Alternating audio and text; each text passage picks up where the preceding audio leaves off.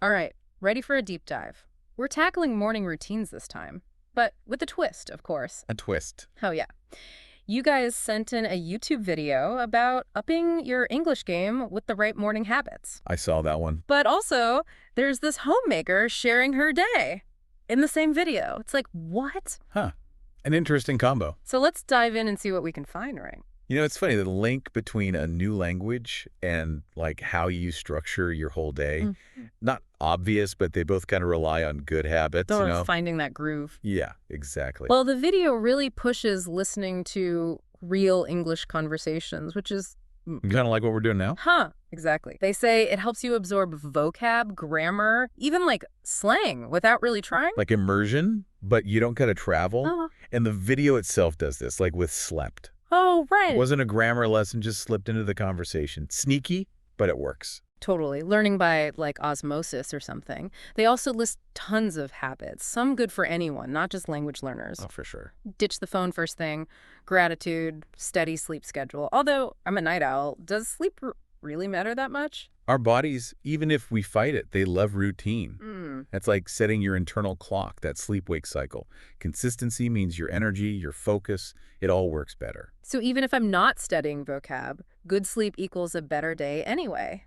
Interesting. They also say limit phone time in the morning, which, tough one. Yeah, that scroll hole is real. For real.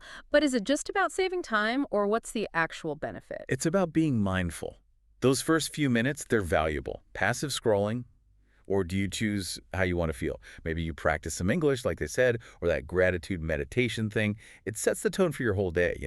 Okay, you're making me rethink my morning Insta habit. What I liked was the accountability partner for language learning. Someone to practice with keeps you going. But does that work outside language? Oh, 100%. We're social, whether we admit it or not. Someone to share goals with, celebrate wins, even just for support. Huge difference. It's got to be formal. Even just telling a friend about your new routine and checking in. Support system, right? So it's not just what we do, but who we do it with, even online. Now, this is where things get weird. Our homemaker and her routine, totally different. It's exactly the way. But I bet you'll connect them somehow. You bet I will. She may not be learning languages, but her day is still deliberate. Up early, clear tasks, purpose. Maybe not flashcards, but it's a routine and a successful one. And she seems to genuinely like it. Like when they mention her cooking those pancakes and eggs, her family loves them. It's not just getting it done, it's finding joy in it. That's crucial, I think. Makes you stick with it. Remember, being intentional, even with boring stuff, if you do it with joy, purpose. Yeah. That's self-care. And it affects those around you. Think about it. A smile and good breakfast beats grumpy face and burnt toast any day. You've convinced me to up my breakfast game, that's for sure. But she's not all work. Gardening, finding satisfaction in it. She puts herself first, too, even with a busy family. Lots of us struggle with that, finding time.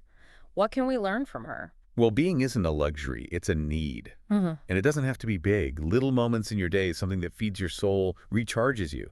That's what matters.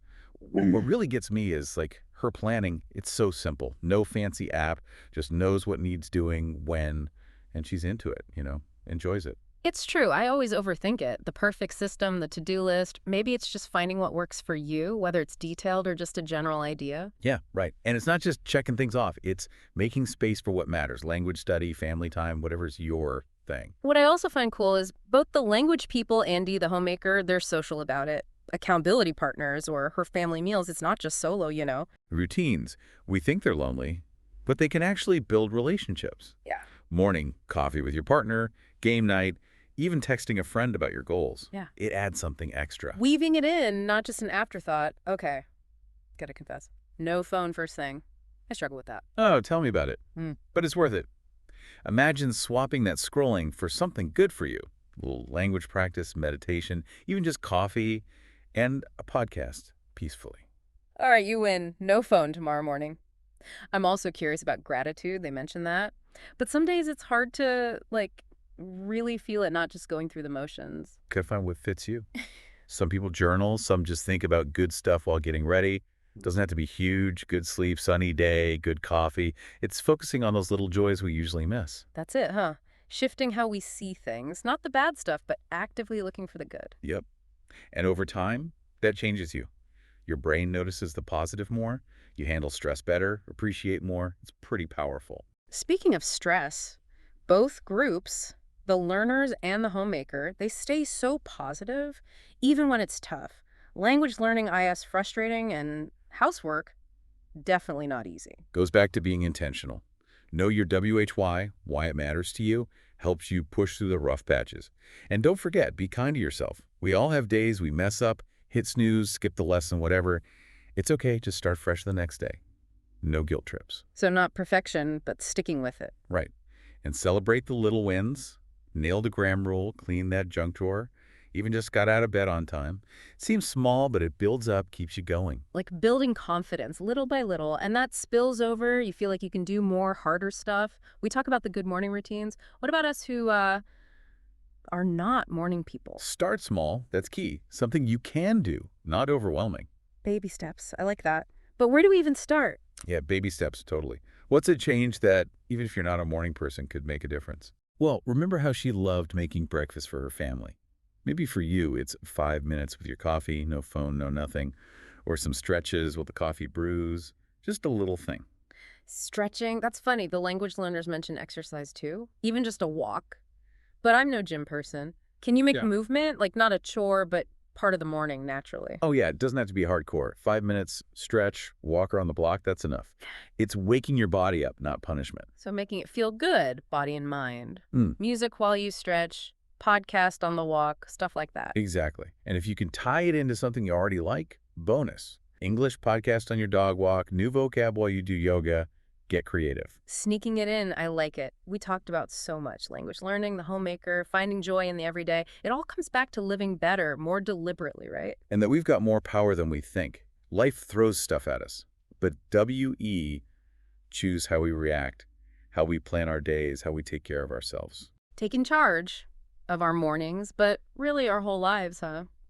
So, last thought for our listeners as we wrap up morning routines. One small change for tomorrow to make you feel more awake, more focused, ready for anything. Could be simple. Alarm 5 minutes early for some quiet tea, phone in another room so you don't get sucked in, even just stepping outside, deep breath, enjoying the fresh air. It's your morning. Make it work for you. A ritual that sets you up for a good day, work, personal life, all of it. And remember, it's not about being perfect. It's a process, right? Right. So be patient, try different things, and most of all, enjoy it. A good morning routine isn't just a checklist. It's about building a life you're excited to wake up to.